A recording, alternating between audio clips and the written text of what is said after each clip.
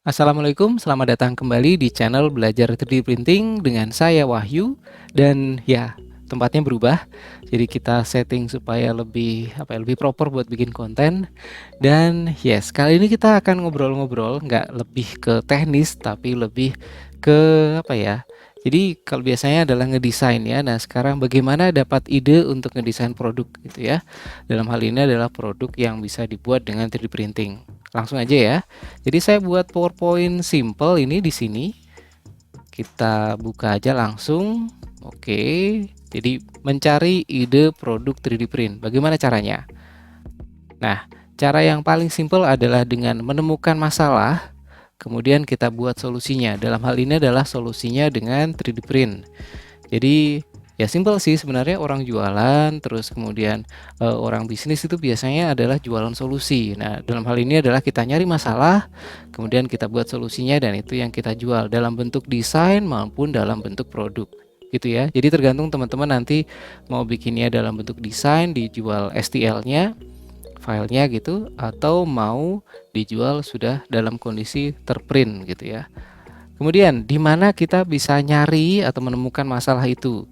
Simpel ada 3 yang lazim, yaitu di rumah, di pekerjaan, dan di hobi. Sebenarnya ada banyak sih. Cuman kalau kita simplifikasi ya rumah, pekerjaan, dan hobi. Terus di rumah kayak apa sih? Simpelnya gini, di rumah kita akan nemuin hal-hal yang sebenarnya bisa diimprove atau malah mungkin sebenarnya masalah ya. Jadi misal nih, saya tuh suka lupa naruh kunci kalau habis dari luar. Jadi kunci motor, kunci rumah, kunci mobil, naruhnya sembarangan. Nah, kalau misal bisa dibikinin gantungan khusus di belakang pintu, kayaknya kok ini ya, nggak lupa naruh gitu. Terus nyarinya juga gampang. Nah, terus kalau gantungan di belakang pintu pakai gantungan yang biasa tuh kayaknya kurang asik. Kita bisa bikin pakai 3D print, bisa tambahin magnet, bisa ditambahin mungkin lampu LED, bisa ditambahin macam-macam yang menurut kita itu akan jadi nilai tambah gitu ya.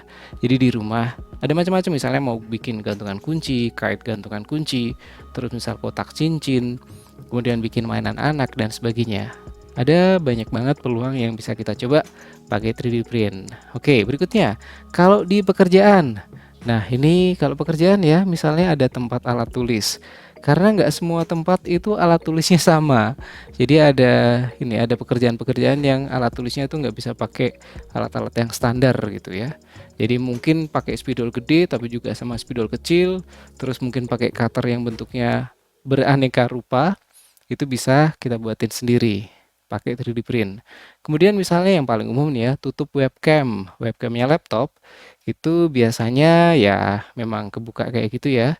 Kalau pengen aman dikasih tutup, tutupnya bisa pakai 3D print. Terus misalnya untuk mouse, roll kabel dibikinin. Terus pembatas buku dan sebagainya. Jadi di pekerjaan ini, kalau dalam hal ini saya nampilinnya adalah untuk kerjaan office. Tapi sebenarnya untuk kerjaan di lapangan lebih banyak lagi.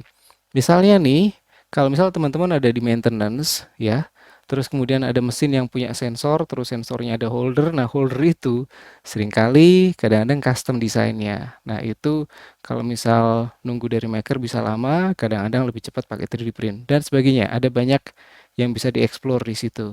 Oke ya, kebayang ya? Jadi di area pekerjaan kita menemukan masalah, kita buat solusinya pakai 3D print. Oke, berikutnya. Dan ini area yang asik ini, hobi. Jadi untuk hobi itu ada luas banget ya, karena hobi ada banyak. Jadi misalnya nih aksesoris untuk kamera. Saya ada banyak produk yang memang aksesoris buat fotografi dan videografi. Ya emang sih nggak semuanya laku keras gitu. Ada yang laku biasa, ada yang nggak laku juga ada. Ya memang mesti dicoba gitu kan. Dan kalau 3D print enaknya adalah kita bisa bikin produk tuh cuma 1-2 piece, laku syukur, enggak ya udah kita nggak rugi banyak kan ya. Cuma lebih ke desain, dan bahkan kita ngedesain nggak laku pun itu kita udah pakai waktu itu untuk belajar desain, dan itu sudah mengasah skill kita untuk ngedesain gitu kan ya. Dan kita belajar, oh produk ini ternyata nggak berhasil, kita bikin yang lain.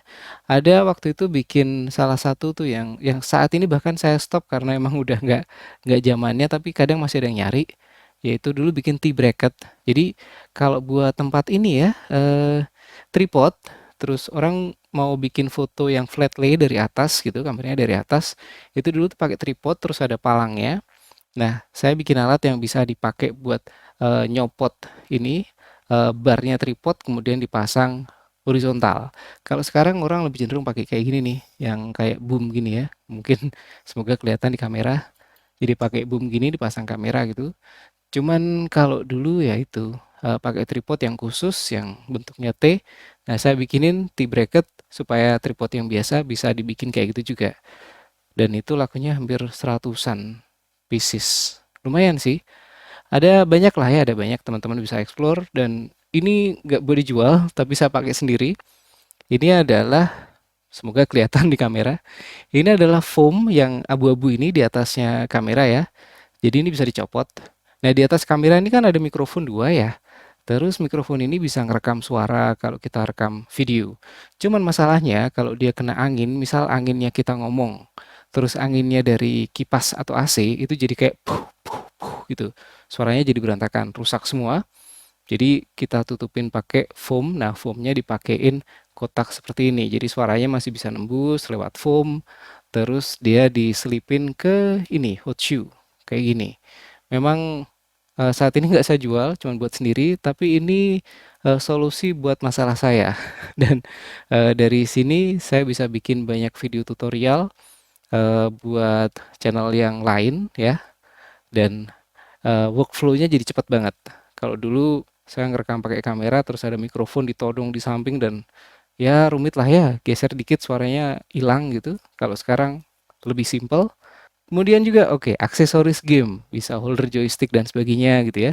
Terus aksesoris drone ini banyak banget pakai 3D print, termasuk frame untuk ini, untuk drone yang kecil. Jadi bisa pakai filamen yang ini, carbon fiber.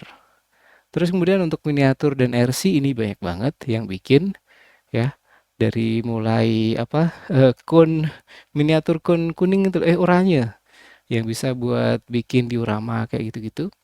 Ada banyak banget. Terus kemudian kayak spoilernya miniatur mobil dan sebagainya. Terus ada banyak banget. Kalau kita ngomongin hobi, ini ada banyak sesuai dengan niche-nya masing-masing. Silakan teman-teman cari. Silakan teman-teman coba. Oke. Nah, kalau masih buntu dan masih butuh inspirasi, ya simpel satu, jangan lupa ngopi. Sorry sambil ngopi, aus. Dan buka Google, buka YouTube, pakai keyword 3D printed products. Ini kebetulan saya googling tadi ya.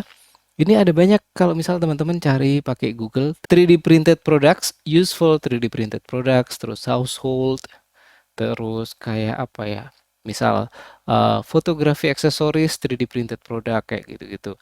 Atau mungkin gaming aksesoris 3D printed products kayak gitu-gitu bisa. Tinggal di googling aja nyari idenya di sini. Gitu sih. Jadi silakan dicoba. Semoga nggak buntu dan semoga punya ide baru buat desain sama produk 3D print.